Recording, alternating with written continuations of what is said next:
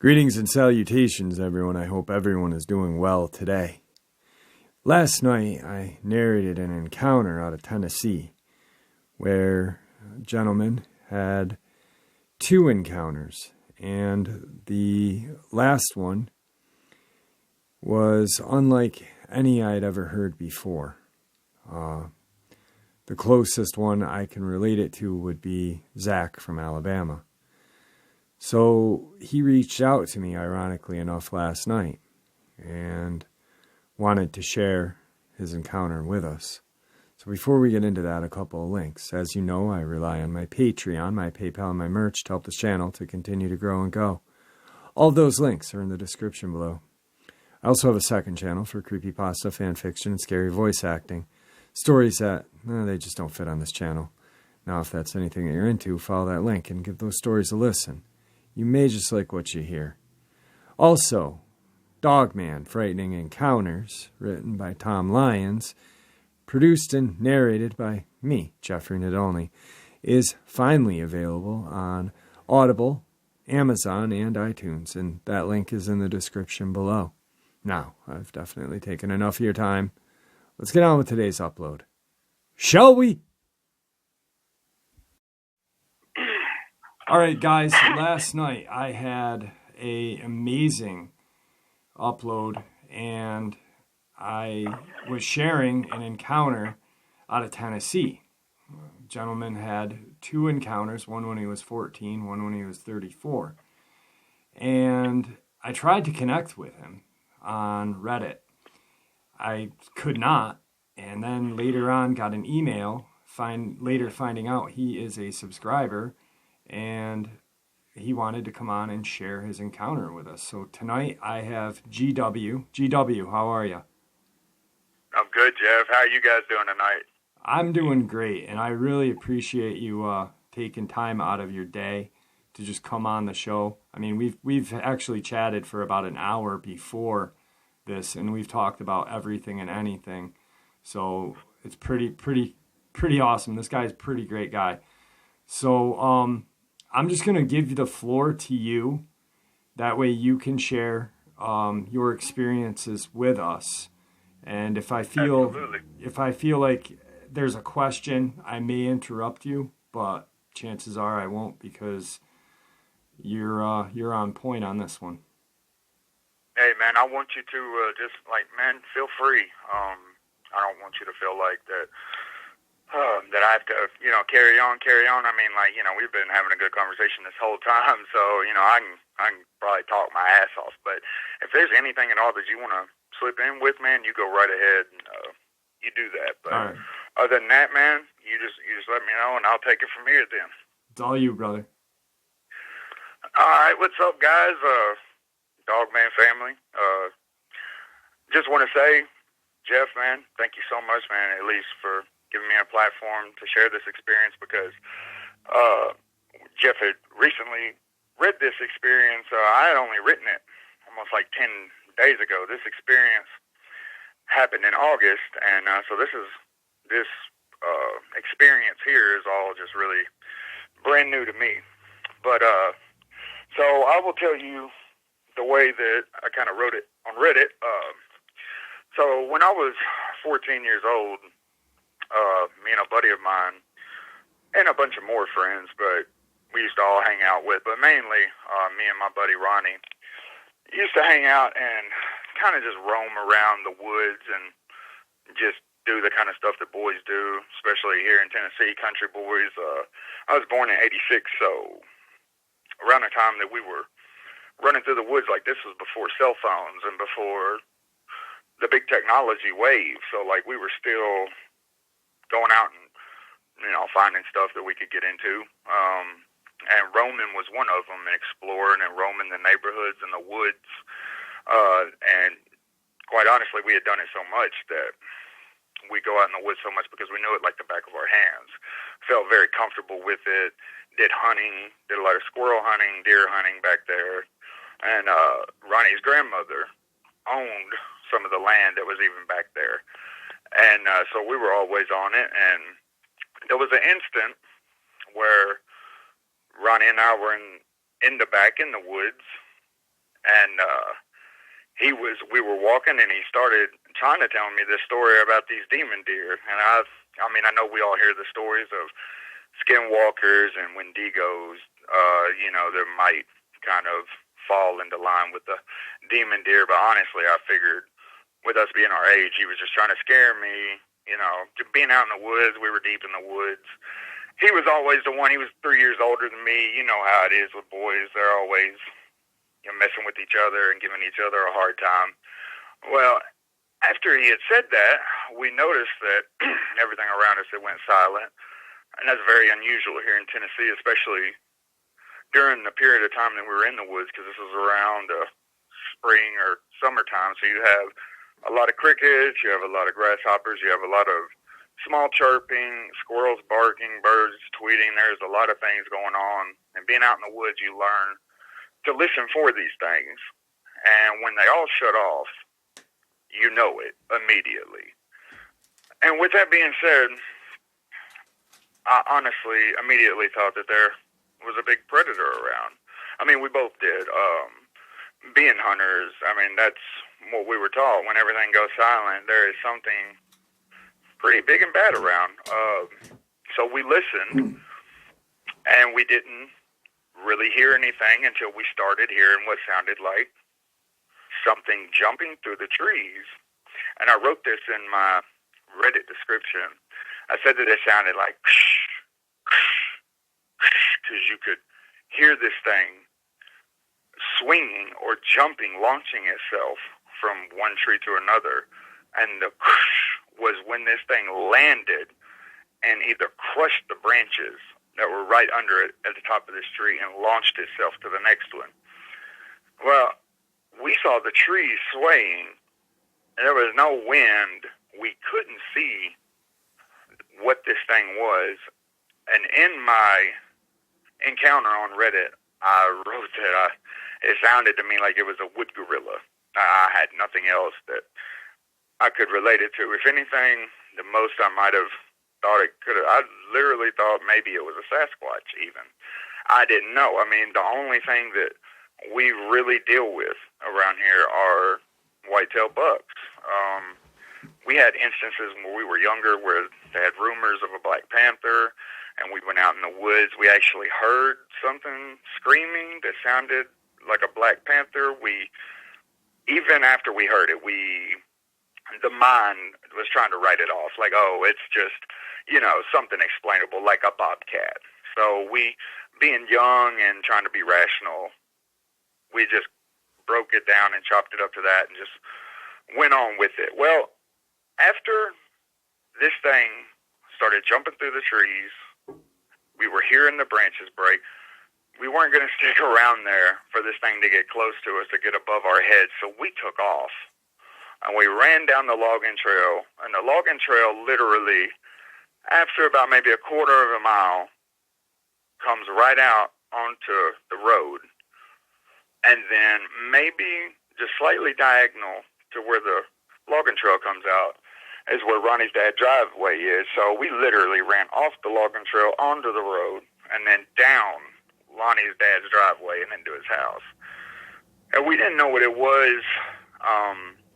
I literally even kind of thought that maybe Lonnie was trying to pull some gag on me with the stuff that he was saying about the demon deer, especially how it had just happened right after he had been talking about it. So from that point, we never spoke about it again. Now, that was when I was 14 years old. I'm not sure what the year was, what that would have been, maybe 2000 or 1999. Well, anyways, fast forward, let's say 20 years to this year I'm 34. And recently, earlier this year in 2020, after the COVID outbreak, my mom started having trouble swallowing. She had gone to the doctor, and they told her that she had pneumonia. And so she literally thought that She was having trouble swallowing, that it was something to do with pneumonia. She even got tested for COVID. They thought that maybe she might have had that because, COVID was supposed to be messing with your breathing and your lungs, and if she had pneumonia on top of that, then, it probably would have been important for her to know. So she got the test, and it was negative, and so we ended up finding out that the lump, she couldn't swallow, she had a lump, and it was cancer. Well, that was July 26th of 2020, and the doctor told us that she had, and he literally said weeks, days, hours, just didn't know. And she lasted from July 26th, 2020 to August 11th, 2020. So the second encounter that I had was on August 14th, which would have only been 3 days from my mother passing. Now, you have to keep in mind here that I'm sure that, you guys have lost loved ones. I'm sure that, some of you have lost really close, maybe your children, maybe your parents, aunt, uncle, sister, brother. So you know the feeling when you lose someone really close. And you kind of start thinking about your own mortality. You might not even care about your own mortality because, because you're stricken with grief, with what you've been dealing with recently, especially, someone close to you like your mother has died. So you have to think about that, about this encounter happened 3 days after my mother passed. So I'm sitting out back at the house my mother lived in, and I was burning the wood and, just being by myself because I was just dealing with the grief of her loss. And that's when I hear the snap of something moving in the woods. Now, the woods from the fire pit was only 15 to, at the maximum, 20 foot. And it wasn't even fully dark outside. It was dim. I would say like dusk, but it wasn't fully dark. And I'd even been burning the fire earlier when it was still sunlight out because, like I said in my story that the pecan wood is really hard to burn. So you have to get your kindling going, and then you got to put this wood on it because we got it for free. So I'm just burning it, whatever. So I'm just sitting back there chilling, and I hear this just right in the tree line. And so it's only about 20 feet away, and I snap my head up and I look over. And I just can't believe what I'm seeing. Like I said, I was smoking a bowl of pot, and I know, I even said in the story, you might think that I might have hallucinated it. I've never seen anything that was 8 foot tall walking wolf. Never. I've seen, maybe little transparent things or little a little bit of waving. I've never seen an 8 foot walking wolf. And so with my mind state, my mother had just died. This walking wolf is standing there. Now I'm thinking, what the hell are you gonna do? What are you gonna do? You gonna eat me? Or that's what you're gonna do? You're gonna tear me up? And immediately, it wasn't telepathic, but as I was looking at this creature, I could sense it was telling me, why are you acting like the animal? Why are you acting like an animal? Why are you acting like the Neanderthal? Or where is this energy coming from? And I immediately thought to myself, oh my Lord, I'm the one. I'm the one here. I'm the one with the issue. But as I'm looking at this thing, and I'm feeling this connection, I realized that I'm actually seeing this fucking thing. This is an 8 foot tall wolf with these glowing blue, as what I said in my story, like fluorescent blue eyes. Now, when I saw his eyes, I didn't take my eyes off of its eyes. They were the most beautiful eyes I'd ever seen. And as I looked right down next to his eyes, right on the side of his face, this thing had 3 braids hanging in a strand. And it had a turquoise thread through each braid. And it kind of reminded me of like a Native American style braid with the way that they laced the turquoise and used the turquoise in their jewelry and in their braids and in their culture. And immediately I realized with the connection that I made with this thing and the feeling that I was the one that was acting like the animal with the hostility, that this thing meant me no harm. This thing knew something that I didn't know. This thing, when I looked at it, I hear stories, Jeff, all the time about these things being nasty, smelling like death. Right. This thing looked well kept. I don't know if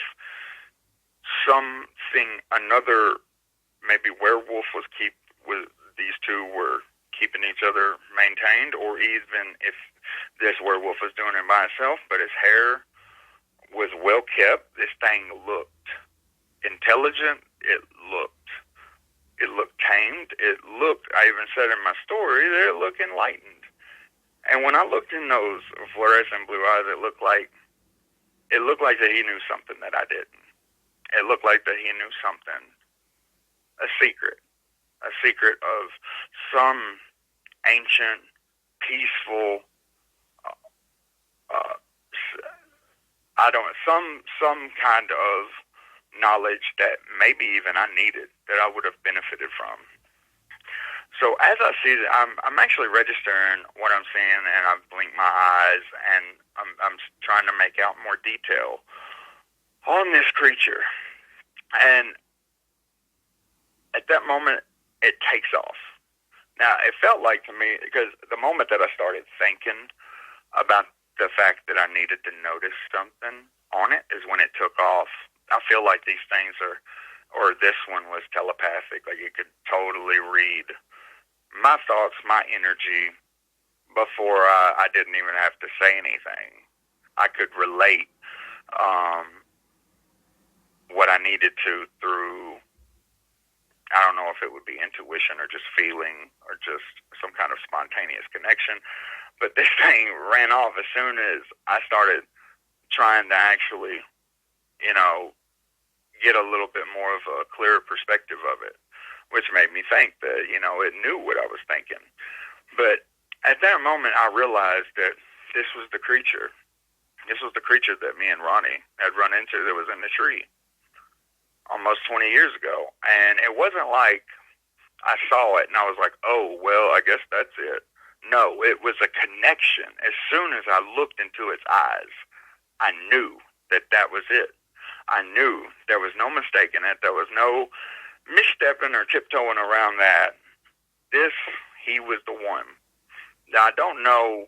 I've heard of a lot of stories about Dogman, and I've heard a lot of stories about even alpha Sasquatches,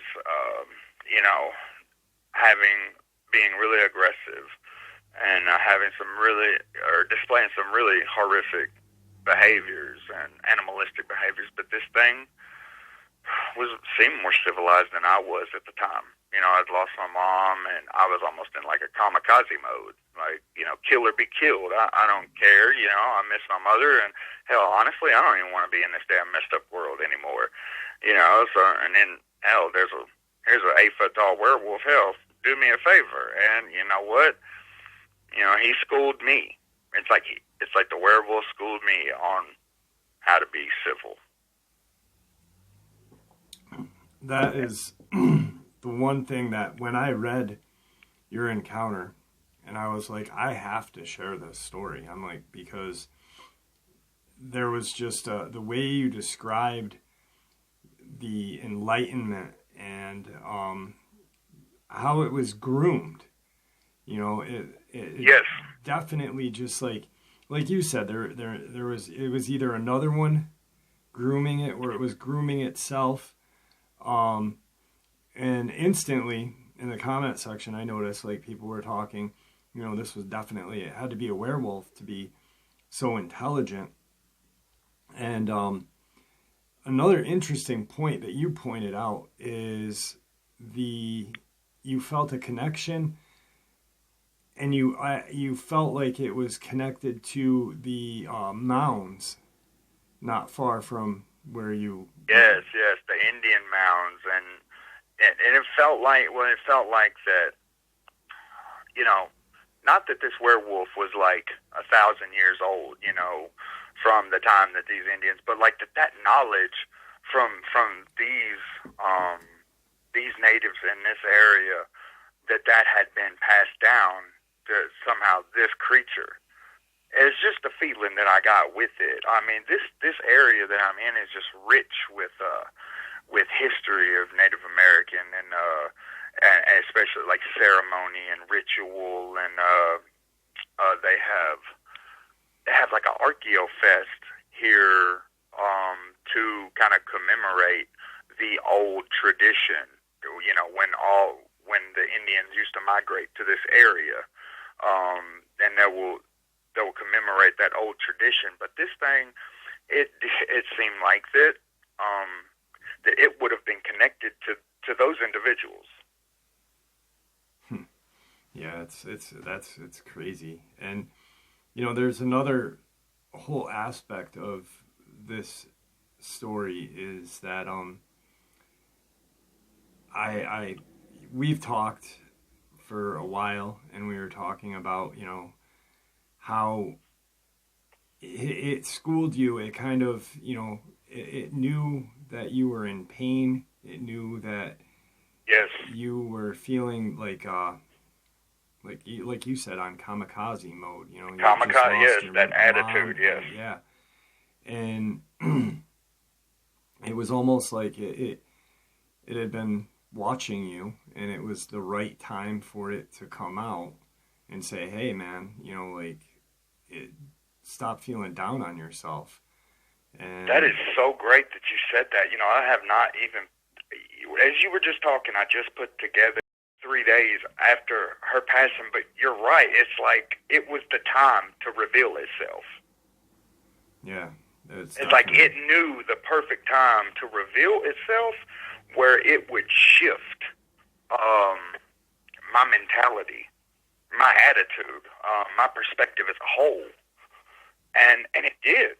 It did. I'm telling you, Jeff. Like from that point, I mean, I looked at the world differently. I looked at my own existence differently. I looked at how I was. Was I growing? Was I really learning and receiving the lessons the proper way that I was actually going through? Because I know a lot of people, lose close people all the time, but I feel like that God or Source or the infinite infinitude does not make mistakes. Right. So when someone dies, it is their time, and it is also a lesson for us who were left behind. It is a lesson for us on how we take it, how we choose to take it, because we can choose to, stand in our own way, to mourn and to grieve and then to be entitled to that grief, or we can grow and we can blossom. And the choice is ours. We're not condemned to suffer like that. I mean, we are intelligent creatures, and we have the ability to make those kind of decisions as long as we are mindful enough and conscious enough to do so. Right. Now, another aspect of this whole thing is you felt 100% sure that this was the creature that was in the trees that day. There was a connection that you were not doubting. There's no doubt in your mind that was something different. And yeah, absolutely. Your friend Ronnie, who, I was unaware of this. When you sent me your email, I apologized to you. I was like, hey man, I tried to reach out to you and ask you if I could use this, but I'm shadow banned on Reddit. And you were like, well, my friend Ronnie, who was with me on my first encounter, he turned me onto your channel. It was, it was a connection there. Right. And then now, hopefully tomorrow or Tuesday, I'm going to have Ronnie on, and he has an encounter as well as the one that they experience together. So we get to feel his perspective of the first encounter, and then he's going to share his encounter with us too. Which is, it's amazing on itself. I mean, the connections together, boom, boom, boom, it all fits. Like you had an encounter with your friend, then you got through a loss, then you see this werewolf again, your friend turns you onto my channel, I narrate your encounter, then I'm going to have your friend share his encounter with us and get a different perspective of what he saw the first time or felt the first time, and then share his. It's a weird... Is that not amazing? Yeah, is that not incredible? It's definitely a strange web right there. And I mean, man, dude, and then how well you and I connected, just on the conversation alone, even before, we got to start recording here, and it just shows me, man, this is real. This is the legit, those connections that everyone talks about, that they see in their own life, man. I mean, it's like, they used to say on Bill Enfield from the Blue Collar Comedy Tour, he would say, "Here's your sign," here's your sign. It's blatant, Yep. right in your face. Yeah. And that's literally how this feels. Yeah, 100%. Now, there is something that you really did want to point out, is that just because your encounter was a positive... Yes. Yeah, can you share on that one with us in your words? Yes. All right. So the main reason when I emailed you, now I feel like my encounter is rare. What I experienced was rare. My mentality was rare because I had just lost my mom. I was in a mode that, so I was meant to receive that in that way. My issue is that with the listeners that are listening to this episode right now, getting the wrong idea with this blue-eyed, nice werewolf with braids and turquoise that looked like it was more civilized than a human, your subscribers or people who are interested, going out there and putting themselves in a situation where they end up getting flanked by a Dogman, by a type 1, not a werewolf, by a type 1, because they thought that maybe they would be able to see something like I did. I do not want anyone or any of your subscribers or anyone that might even come by this episode to put themselves out in these specific locations or into a location that you might think one of these creatures would be, to try to experience what I experienced, because what I've experienced is very rare, and I think it was meant for me. I don't want anyone getting hurt, because I feel like that this was 1 in 100, maybe 1 in 1,000, I'm not sure. But from all the other experiences that I've heard with the type 1s and these Dogmen, you do not need to be going out trying to connect with these creatures, and I do not care if it has a turquoise braid. I don't care if it has blue eyes. I don't care if it has a box of donuts. Don't do that shit. We aren't sure what the full agenda of any of these creatures are, and I don't care, what they're telling you or what they're showing you.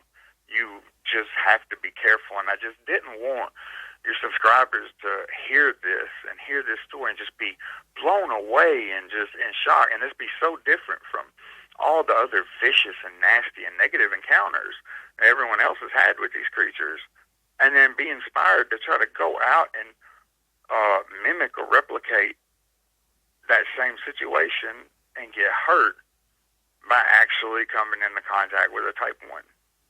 Right. And that was the main reason why I wanted to come on here, share my story, but then also, leave a period, a very strong period at the end of the story, being as that please do not go put yourself in a situation that you might not come back from. Right. Trying to, fulfill some kind of weird fantasy that you might have with these creatures. Yeah. Whatever the hell that may be. Yeah, because, you know, just like your friend Ronnie, you guys had that, and he actually had a completely 100% different encounter at the end of his, Yes. you know, so, which we will definitely hear in the future. But, you know, it's, I can only say that I've only heard since I've been doing this,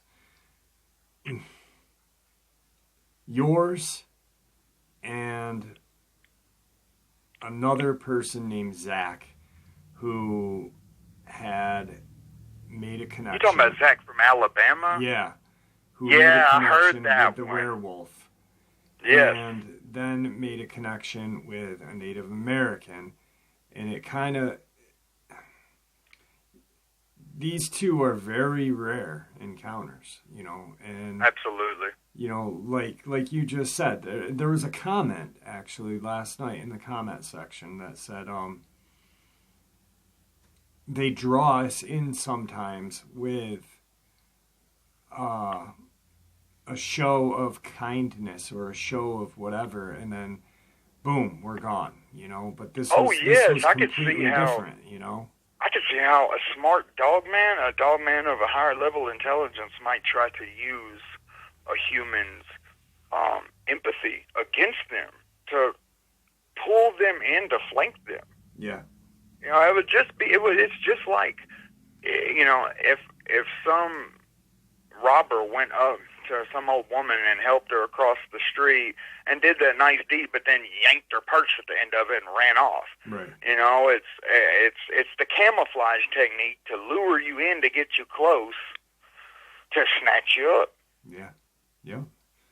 Absolutely. And I just that was the main thing. I don't, because I saw people, and I read the comments in the video when I heard that, you know, my encounter on your video, and you know, I saw how interested people were, and instantly, I'll be honest with you, I was just a little afraid, because that's immediately what I thought of, was that these people are going to go put themselves in a line of fire to try to see what I've been talking, what this thing that I've experienced, and that they're going to experience something else. And I mean, who's to blame other than I mean, I'm the one that, if I tell you my encounter and you get the motivation to go out there because of that, I'm going to feel guilty as hell. Karma.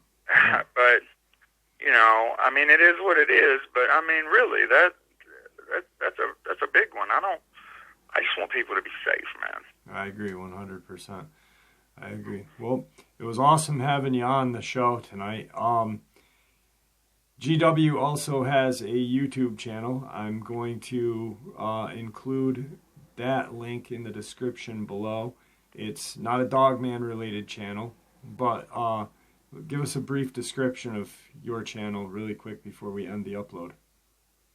So my channel is just I only have like 522 subscribers, but it's a channel of a reflection and spiritual reflection.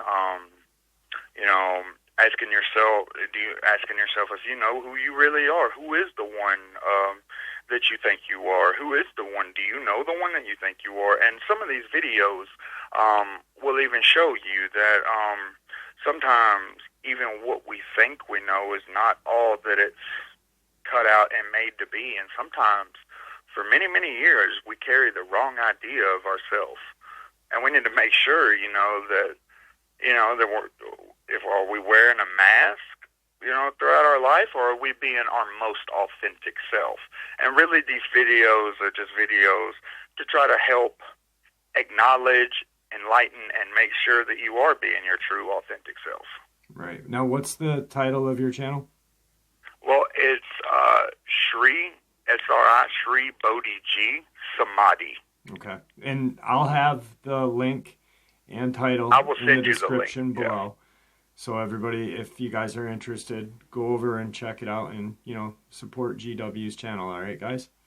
GW. Now, I want to, if you don't mind, Jeff, I just want to say one thing to Absolutely. All you guys out there in the Dogman community. Just want to tell you guys that, like I'm really proud of you guys, the way that you handle yourself in the comment section, the way that you support one another, the way that the kindness keeps generating and flowing. This is the type of community that people want to be a part of. And I just want to tell you guys that I'm so proud of you, and I want you to please continue just being your genuine, authentic selves. Yeah, awesome. I agree 100%. I'm happy with how the community is because we're very supportive, and the support in the comment section. It's very rare to find on the internet these days, man. Yeah, there's tons of keyboard warriors out there. And absolutely. The support in the comment section has actually brought out a few people to share their encounter. Like an inquisitive Southern woman, she held her encounter in for so long, and through the comment section and talking with people, she was actually comfortable with sharing her encounter and had a great response. There was a great response, and she was able to share her encounter and get whatever she had on her chest lifted. And it's what the channel is based on and based for. So just to let people blossom. Yeah. Let them blossom. Absolutely. Well, brother, it was great having you on. I want to thank you. Thank you so much. And I'm looking forward to talking to Ronnie. I know that you're going to get in touch with him, and I am too as well. So thanks again, man. Sir.